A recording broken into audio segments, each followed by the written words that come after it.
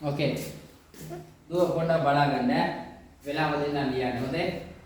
පොඩ බලාගන්න. පැසල් පැත්තකින් කියලා. පුතා බලාගන්න. හරි. දැන් මට මේ කියන්න බලන්න දැන් සංඛ්‍යාවක් 10න් ගුණ කරනකොට ඔයාලට කියා දුන්නා. සංඛ්‍යාවක් 10න් ගුණ කරනකොට ඒ ගුණ වෙන සංඛ්‍යාවේ අගට බිංදු කීයක් එකතු වෙනවද? 3යි නේද? 10 ගුණ කිරීම 5 කියන්නේ කීයද? 5000යි. මතකනේ? 10න් ගුණ වෙනකොට ඒ ගුණ වෙන සංඛ්‍යාවේ අගට බිංදු 5ක් එකතු වෙනවා. ඊළඟට අපි හිතමු 10න් බෙදනවා කියලා අපි මෙහෙම ඉර ගහලා බෙදන්නත් පුළුවන් නේ අපිට. මොකද කරන්නේ? බිංදු 3ට බිංදු 3 කැපෙනවා.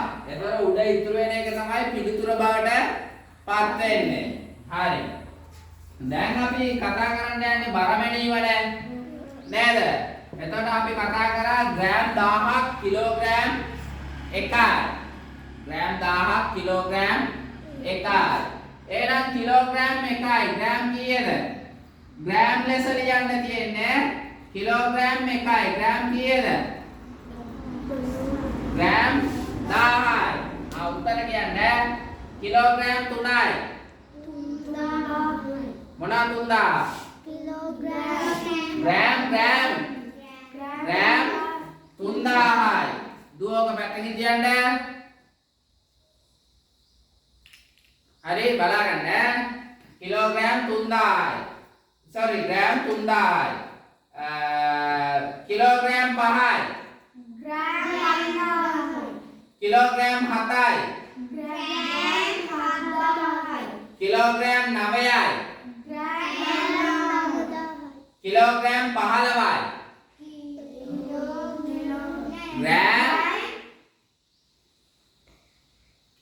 කිලෝග්‍රෑම් 15යි. 1500යි නෙමෙයි 15000යි. කීයද? 15000යි. කිලෝග්‍රෑම් 20යි. ග්‍රෑම් 20000යි. 20යි බිංදු 3යි. මේ වගේ උත්තරවල මේ තියෙන සංඛ්‍යාවේ අගට බිංදු 3ක් එකතු වෙන එක නේද වෙන්නේ? හරි. එතන කිලෝග්‍රෑම් 63යි කියන්නේ ග්‍රෑම් 63000යි. වැඩේ පැහැදිලි නේද? ඊළඟ එකට යන් අපි මෙතන තියෙන්නේ මේ ග්‍රෑම් ලෙස ලියලා තියෙන ඒවා කිලෝග්‍රෑම් ලෙස ලියන්න තියෙන්නේ. එතකොට මොකද්ද කරන්නේ මේ අග බිංදු 3 කපලා හිතනවා උත්තරේ. නේද? ඉතින් කපලා හිතනවා. එතකොට ග්‍රෑම් 2000යි කියන්නේ කිලෝග්‍රෑම් කීයද? 2යි. ග්‍රෑම් 4000යි. කිලෝග්‍රෑම් 4යි. ඔය දුවලක් කියන්නේ උත්තර ග්‍රෑම් 6000යි. කිලෝග්‍රෑම් 6යි. ග්‍රෑම් 8000යි. කිලෝග්‍රෑම් 8යි. ග්‍රෑම් 10000යි. කිලෝග්‍රෑම් 10යි. ග්‍රෑම් 16000යි. කිලෝග්‍රෑම් 16යි. ග්‍රෑම් 55000යි. කිලෝග්‍රෑම් 55යි. එතන වැඩත් පැහැදිලි නේ? ඊළඟ එකට යන් අපි ඊළඟට තියෙන්නේ මේ දීලා තියෙන බර ප්‍රමාණයන් කිලෝග්‍රෑම් හා ග්‍රෑම් ලෙස ලියන්න තියෙන්නේ. මොනවා කරන්නද තියෙන්නේ අපිට? කිලෝග්‍රෑම් හා ග්‍රෑම් ලෙස ලියන්න. එතකොට තමයි හැම වෙලේම මේ අග ඉලක්කම් 3. හැම වෙලේම අග සංඛ්‍යා 3 තමයි ග්‍රෑම් වෙන්නේ.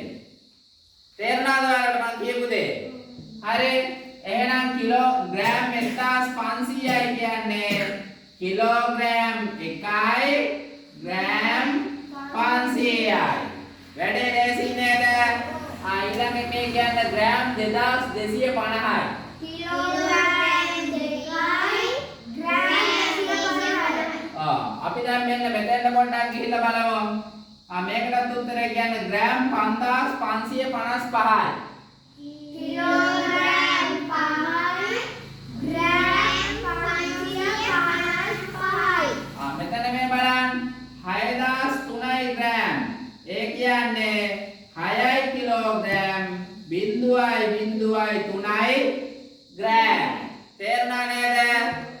ග්‍රෑම් 3යි තමයි. හැබැයි ඉස්සරහ තියෙන බිංදු දෙක දාන්න මං කියන්නම් ග්‍රෑම් 12237යි.